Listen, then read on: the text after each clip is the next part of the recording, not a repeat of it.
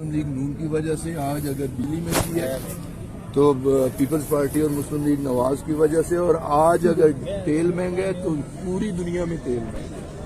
مجھے اچھے طریقے سے یاد پڑتا ہے جب 2018 میں ہماری حکومت آئی تھی، میں اس وقت منسٹر پیٹرولیم تھا، $40 پر بیرل اس وقت تھا بین الاقوامی قیمت، آج $87 پر بیرل ہے، 100% سے زیادہ ہے۔ تو حکومت تو ٹیکسوں میں کمی کر کے عوام الناس کو ریلیف دینے کی کوشش کر رہی ہے۔ آج اس ریجن میں ساؤتھ ایشین ریجن میں 7 ممالک ہیں، مالدیپ ہے، نیپال ہے، بھوٹان ہے، سری لنکا ہے، بنگلہ دیش ہے اور ہندوستان ہے۔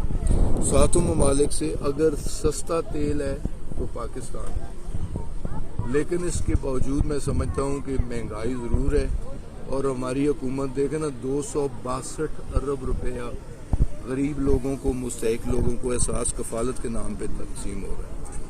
آج ٹارگیٹڈ سبسڈی دینے کے لیے 130 ارب پھر رکھا گیا ہے کہ جو غریب ہیں، جن کی قوت خریدار اتنی زیادہ نہیں ہے، انہیں کم از کم کوئی ریلیف دیا جائے، گورنمنٹ کی طرف سے کوئی انہیں فائنینشیل اسسٹنس دی جائے۔ تو انشاءاللہ تعالی جو مستحق لوگ ہیں انہیں ٹارگیٹڈ سبسڈی دی جائے گی، اور مہنگائی کے جن کو بھی انشاءاللہ تعالی بوتل میں بند کرنے کی خان صاحب، اتحادیوں کے حوالے سے لاسٹ میں یہ بتا دیں کہ اتحادی کچھ ناراض نظر آتے ہیں، کچھ خدشات ہیں ان کے، وہ یہ کہتے ہیں کہ پہلے مشاورت نہیں کی گئی جوائنٹ سیشن سے پہلے، تو کیا آپ ان کو منا پائیں گے جو حکومت کے اتحادی ہیں؟ لیکن یہ اتحادی کیبنٹ میں موجود ہے۔ اتحادی مین کون ہے؟ ایم کیو ایم ہے۔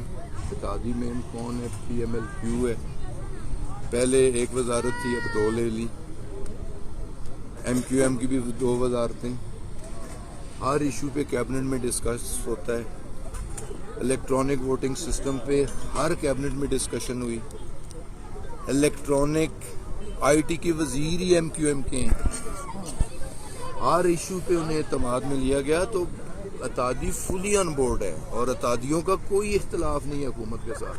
اتحادی صرف یہ چاہتے ہیں کہ اس ایشو پہ آ کے ہمیں اپوزیشن کو بھی ساتھ لے کے چلنا چاہیے، اور یہ ٹائم اس لیے لیا گیا ہے کہ اپوزیشن کو بھی ہم سمجھا لیں، انہیں بھی منا لیں اور انہیں بھی اپنے ساتھ شامل کر لیں۔ یہ ٹائم اس لیے لیا معافی دی گئی ہے اور معاہدہ ہوا ہے، کیا وہ پبلک کو دکھایا جائے گا؟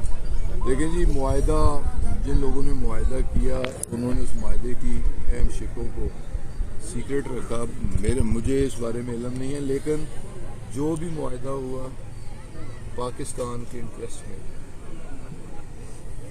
پاکستان کی سلامتی کے لیے ہوا، اور جو انریسٹ تھی اسے ختم کرنے کے لیے ہوا، تو یقیناً یہ معاہدہ پاکستان کے ہاتھ میں ہے، پاکستانیوں کے ہاتھ میں۔ اچھا سر، سننے میں آ رہا ہے کہ میاں صاحب واپس پاکستان آ رہے ہیں، کیا سمجھتے ہیں وہ آئیں گے یا صرف اپنے ورکروں کو تسلی دے رہے ہیں؟